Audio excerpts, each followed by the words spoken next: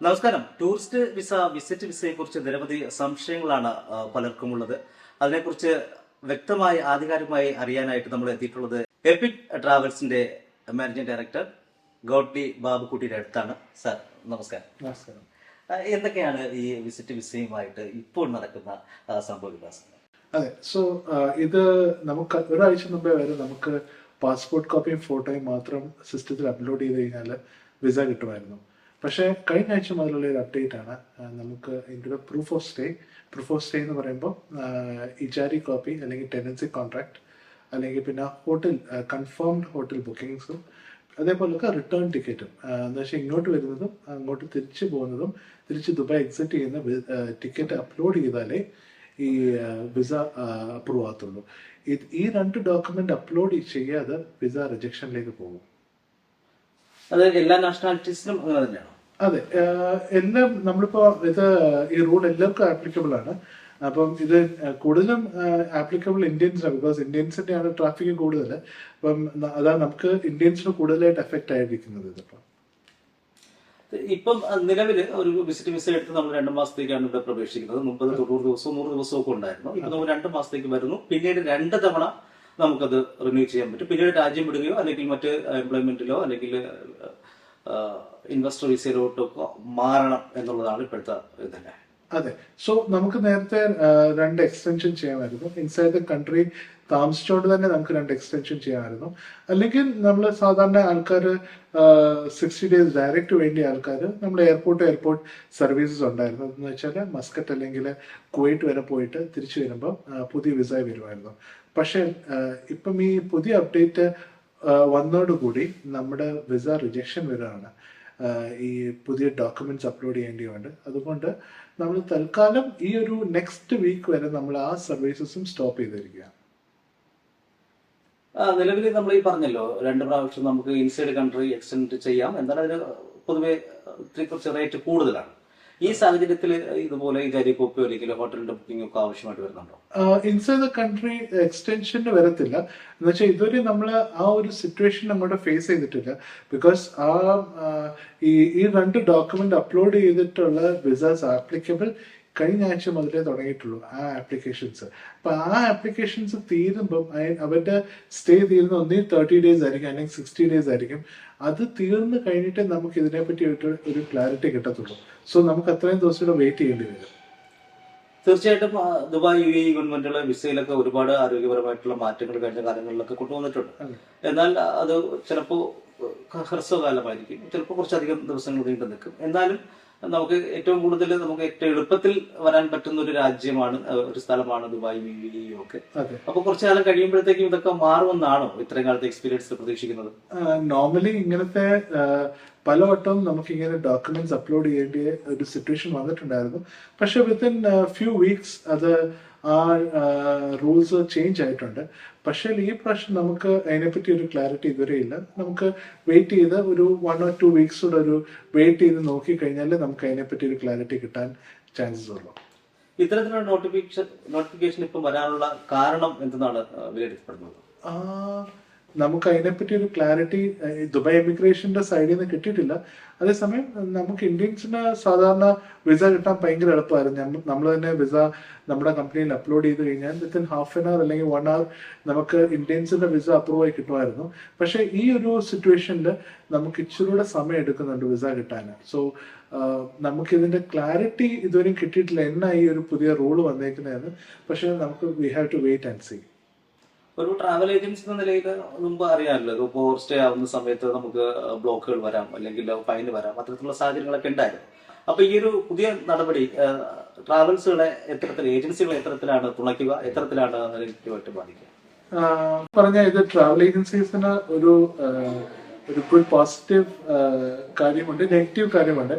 Negative എന്ന് വെച്ച് കഴിഞ്ഞാല് നമുക്ക് ബിസിനസ് കുറയും, ബിക്കോസ് ഈ വരുന്ന ആൾക്കാരുടെ ട്രാഫിക് കുറയും.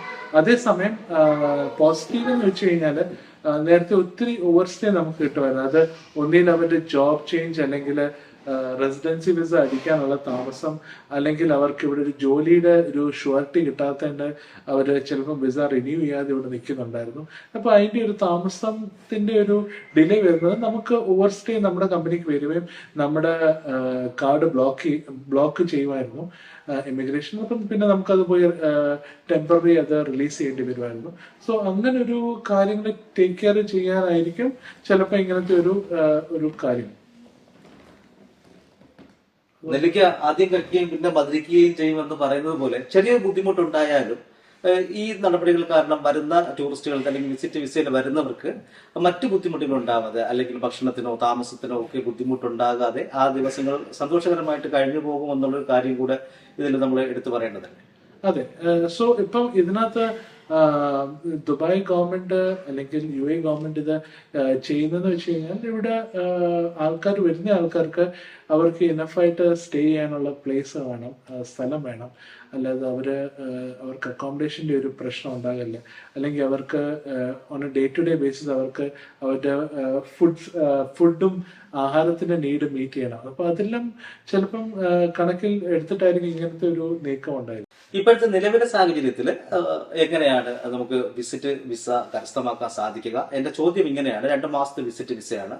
ഞാനൊരു 3 ദിവസത്തെ ഹോട്ടൽ ബുക്കിംഗ് കാണിക്കുന്നു, 3 ദിവസത്തിന് ശേഷമുള്ള റിട്ടേൺ ടിക്കറ്റ് കാണിക്കുന്നു. അപ്പോൾ നമുക്ക് 2 മാസത്തെ വിസ കിട്ടാൻ സാധ്യതയുണ്ട്? അങ്ങനത്തെ ഒരു കണ്ടീഷനായി നമുക്ക് ചെയ്യാൻ പറ്റുന്ന 30 days വിസ ആണ് എടുക്കാൻ പറ്റുന്നത്.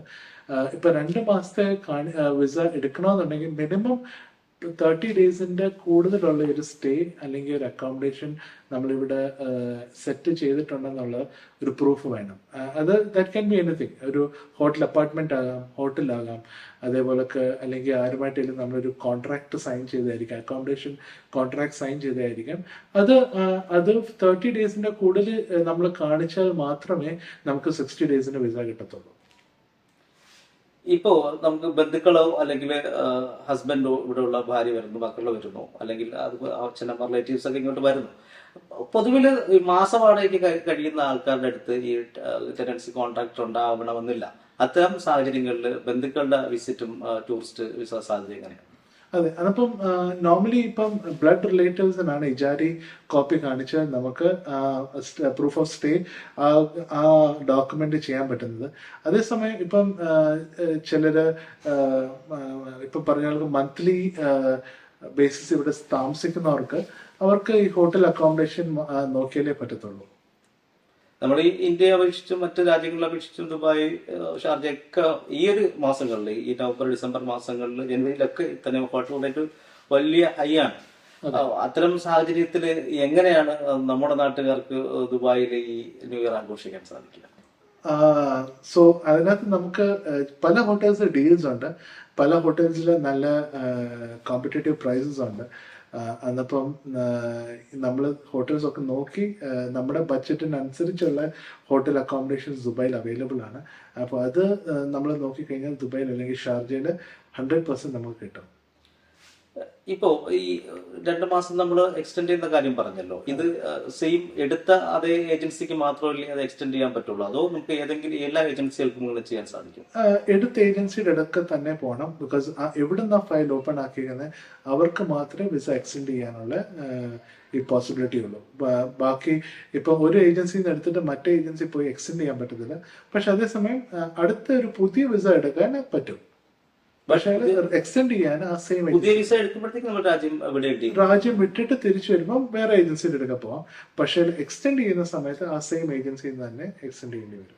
ഈ കഴിഞ്ഞ 2 ആഴ്ച കാലത്ത് ഈ വിസ ചേഞ്ചിന് വേണ്ടി എയർപോർട്ട് ടു എയർപോർട്ടോ അല്ലെങ്കിൽ ബസ് മാർഗോ ഒക്കെ നിങ്ങളുടെ ഏജൻസി ത്രൂ പോയിക്കൊണ്ടായ അനുഭവം എങ്ങനെയാണ്? ഇപ്പം ഞാൻ പറഞ്ഞ പോലെ അത് കഴിഞ്ഞൊരു 3-4 ദിവസമായിട്ടാണ് കഴിഞ്ഞ വീക്കിൽ നമുക്ക് ഈ ഒരു പുതിയ അപ്ഡേറ്റ് വന്നത്. അത് കഴിഞ്ഞിട്ട് നമ്മൾ എയർപോർട്ട് നമ്മളിത് സ്റ്റോപ്പ് ചെയ്ത് വെച്ചേക്കാണ്. ബിക്കോസ് നമുക്ക് ഒരു ക്ലാരിറ്റി കിട്ടാത്തിടത്തോളം നമുക്ക് നമ്മുടെ ക്ലയൻസിനെയും നമ്മുടെ പാസഞ്ചേഴ്സിനും അവർ സഫർ ചെയ്യേണ്ടെന്ന് വെച്ചിട്ട് നമ്മൾ ഈ ഒരു സർവീസ് സ്റ്റോപ്പ് ചെയ്ത് വെച്ചേക്കാണ്. പിന്നെ ഞാൻ പറഞ്ഞ പോലൊക്കെ ഈ ഡോക്യുമെന്റ്സ് നമ്മൾ പ്രൊവൈഡ് ചെയ്തില്ലെങ്കിൽ ഈ പറഞ്ഞ പോലൊക്കെ proof of stay, return ticket, അതേപോലൊക്കെ പാസ്പോർട്ട് കോപ്പി, ഫോട്ടോ, ഇതൊന്നും പറഞ്ഞ റിക്വയർമെന്റ്സിന്റെ അടിസ്ഥാനത്തിൽ അല്ലെങ്കിൽ വിസ റിജക്റ്റ് ആവും. വിസ റിജക്റ്റ് ആയി കഴിഞ്ഞാൽ റീഫണ്ട് നമുക്ക് കിട്ടത്തില്ല. എന്നപ്പം അതുകൊണ്ട് നമ്മൾ ഈ ഡോക്യുമെന്റ്സും ഈ കാര്യങ്ങളെല്ലാം ഓക്കെ ആണെന്നുണ്ടെങ്കിൽ മാത്രമേ വിസ അപ്ലൈ ചെയ്യാവുള്ളൂ. അല്ലെങ്കിൽ ആ പൈസ നമുക്ക് ഒരു രീതിയിലും തിരിച്ച് കിട്ടുന്നതല്ല. ഞാൻ പറഞ്ഞ പോലെ 90 ഡേയ്സ് വിസ ലെജർ വിസ എന്നാണ് പറയുന്നത്. അപ്പോൾ ആ ലെജർ വിസ എടുക്കുന്ന സെയിം ഡോക്യുമെന്റ്സ് ആണ് വേണ്ടിയത്. അതേസമയം ഈ ലെജർ കാറ്റഗറി ആയതുകൊണ്ട് ആ വിസ ഇച്ചിരി കൂടെ എക്സ്പെൻസീവ് ആണ് മാർക്കറ്റ്. ഈ 30 ഡേയ്സും 60 ഡേയ്സിനെ അപേക്ഷിച്ച് ഇത് ഇച്ചിരി കൂടെ എക്സ്പെൻസീവ് ആണ്. പിന്നെ ഇതിനകത്ത് വേറെ ഒരു കാര്യം എന്ന് വെച്ച് കഴിഞ്ഞാൽ നമുക്ക് 30 ഡേയ്സ് ആയാലും 60 ഡേയ്സ് വിസ ആയാലും നമ്മൾ നേരത്തെ പറഞ്ഞ പോലെ 2 പ്രാവശ്യം എക്സ്റ്റെൻഡ് ചെയ്യാൻ പറ്റും. 30 ഡേയ്സ് വെച്ചിട്ട് എക്സ്റ്റെൻഡ് ചെയ്യാൻ പറ്റും. പക്ഷേ ഈ 90 ഡേയ്സ് വിസ നമുക്ക് ഒരു ദിവസം പോലും എക്സ്റ്റെൻഡ് ചെയ്യാൻ പറ്റത്തില്ല. 90 ഡേയ്സ് കഴിഞ്ഞാൽ കൺട്രി എക്സിറ്റ് ആവുമോ അല്ലെങ്കിൽ വേറെ വിസയിലോട്ട് നമ്മൾ കൺവേർട്ട് ചെയ്യേണ്ടി വരും. ഇപ്പോഴത്തെ ഈ ഓവർ സ്റ്റേയുമായിട്ട് ബന്ധപ്പെട്ട അപ്ഡേഷൻ എങ്ങനെയാണ്? പണ്ട് കുറച്ച് ദിവസമൊക്കെ നമുക്ക് ആ ഒരു അബ്സ്കോണ്ടിങ് നിന്ന് വരാണ്ട് നിൽക്കാൻ കുറച്ച് സമയമൊക്കെ ഉണ്ടായിരുന്നു. ഇപ്പോഴത്തെ അവസ്ഥയിൽ എത്രത്തിലാണ്? ഇപ്പം 30 ഡേയ്സ് കഴിഞ്ഞാൽ 31st ഡേ മുതൽ ഓവർ സ്റ്റേ ആണ്. 60 ഡേയ്സ് കഴിഞ്ഞാൽ 61st ഡേ മുതൽ ഓവർ സ്റ്റേ ആണ്. അതേപോലൊക്കെ ഇപ്പൊ ആംനസ്റ്റി ഉള്ളതുകൊണ്ട് കമ്പനീസിന് അബ്സ്കോണ്ട് ചെയ്യാൻ പറ്റത്തില്ല. പക്ഷേ ദിസ് ദ ബെസ്റ്റ് ടൈം. ഇവിടുന്ന് കൂടുതൽ ഫൈൻ ഇല്ലാതെ കൺട്രി എക്സിറ്റ് ചെയ്യാനുള്ള ബെസ്റ്റ് ടൈമാണ്. December 31st വരെ ആംനസ്റ്റി എക്സ്റ്റെൻഡ് ചെയ്തിട്ടുണ്ട്. കഴിഞ്ഞ ദിവസം ഒരു നോട്ടിഫിക്കേഷൻ ഉണ്ടായിരുന്നു, November 1st വരെയുള്ള നിയമലംഘനങ്ങൾ മാത്രമേ ആംനസ്റ്റിയുടെ പരിധിയിൽ വരികയുള്ളൂ എന്നും November 1 മുതൽ December 31st വരെയുള്ള പുതിയ നിയമലംഘനങ്ങൾ ഇതിൽ ഉൾപ്പെടുത്തില്ല എന്ന ഒരു സംഭവം നോട്ടിഫിക്കേഷൻ വന്നിട്ടുണ്ടായിരുന്നു. അതെ, അത് ആംനസ്റ്റിയുടെ മുമ്പേ ഉള്ള ഫൈൻ വരെ ഇവര് 0 ആക്കിയിട്ടുണ്ട്. ആംനസ്റ്റി തുടക്കം തൊട്ടുള്ള ടൈം തൊട്ടുള്ള ഫൈന് മാത്രമേ ഇപ്പം കൗണ്ട് ആകത്തുള്ളൂ. സോ അതുകൊണ്ട് ഇപ്പം ആംനസ്റ്റി തുടങ്ങിയ ശേഷം അതിൽ ഓവർസ്റ്റേ ഉണ്ടെങ്കിൽ എത്രയും വേഗം ഓവർസ്റ്റേ ക്ലിയർ ചെയ്യുകയായിരിക്കും നല്ലത്. അല്ലെങ്കിൽ പിന്നെ ഫൈന് കൂടി വരും. പിന്നെ ഇത് ക്ലിയർ ചെയ്യാൻ ഇച്ചിരി ബുദ്ധിമുട്ട് വരും. ഈ ഓട്ടോമാറ്റിക്കലാണ് ഈ അംനസ്റ്റിന്റെ ഈ വിസിറ്റ് വിസയുടെയും അതുപോലുള്ള വിസകളുടെയൊക്കെ ഇത് കുറയുന്ന ഓട്ടോമാറ്റിക്കലായിട്ട് നമ്മൾ കൊറോണ കാലത്ത് കുറഞ്ഞ പോലെ കുറയാണ്. ആപ്ലിക്കേഷൻ കൊടുത്തതിന് ശേഷം 0 വരെയാണ്. നമ്മൾ ഈ ചാനൽ ചെക്ക് ചെയ്യുമ്പോൾ തന്നെ ഈ ഫൈന് അത് ഡിഡക്ട് ആയി തന്നെയാണ് കാണിക്കുന്നത്. പിന്നെ ഇത് വിസ ഇവിടെ നമ്മൾ ആംനസ്റ്റി യൂസ് ചെയ്യണമെന്നുണ്ടെങ്കിൽ നമ്മൾ അലവേരി പോയിട്ട് അപ്ലൈ ചെയ്ത് നമുക്ക് ക്ലിയറൻസ് കിട്ടിക്കഴിഞ്ഞാൽ നമുക്ക് കൺട്രി എക്സിറ്റ് ചെയ്യാം.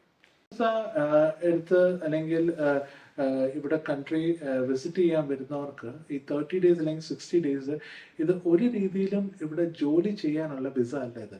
ഇത് ഈ കൺട്രി കാണാൻ അല്ലെങ്കിൽ ഈ കൺട്രിയിൽ നമ്മുടെ റിലേറ്റീവ്സിനെ മീറ്റ് ചെയ്യാൻ, ഫ്രണ്ട്സിനെ മീറ്റ് ചെയ്യാൻ വരുന്ന ഒരു വിസ ആണിത്.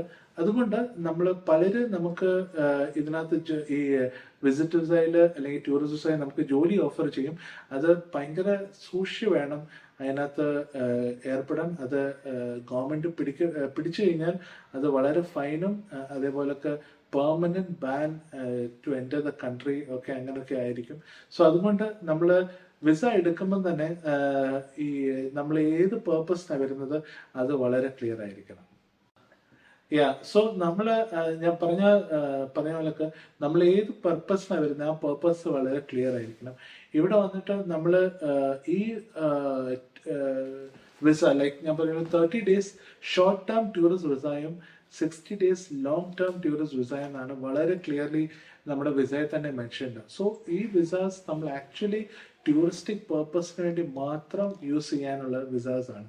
അപ്പോൾ അതേസമയം അതിനകത്ത് നമ്മൾ ബിസിനസ് ചെയ്യാനോ അല്ലെങ്കിൽ നമ്മൾ വേറെ രീതിയിലുള്ള പെർഫോമൻസോ അതിനൊന്നും അലൗഡ് അല്ല. അത് ഒക്കെ ഇവന്റ് കമ്പനീസിന് അവരുടേതായിട്ടുള്ള ഈ പെർഫോമൻസ് വിസാസ് അല്ലെങ്കിൽ അങ്ങനത്തെ ഇവന്റ് കമ്പനീസിനും വിസാസ് വേറെ എടുക്കാൻ പറ്റും. അങ്ങനത്തെ വിസാസ് വേണം. ബിക്കോസ് ഇതെല്ലാം സ്ക്രൂട്ടനൈസ് ചെയ്ത് കഴിഞ്ഞാൽ ഇത് പ്രോബ്ലമാറ്റിക് ആയിട്ടുള്ള ഇഷ്യൂസ് വരാനുള്ള റീസൺ. ഈ അബ്സ്കോണ്ടിങ് ഇടുന്നത് നിങ്ങളാണ് ഇടുന്നത് അതോ ഓട്ടോമാറ്റിക്കലായിട്ട് ആകുന്നത്? അല്ലല്ല, നമ്മളെ ഇടുന്നത്.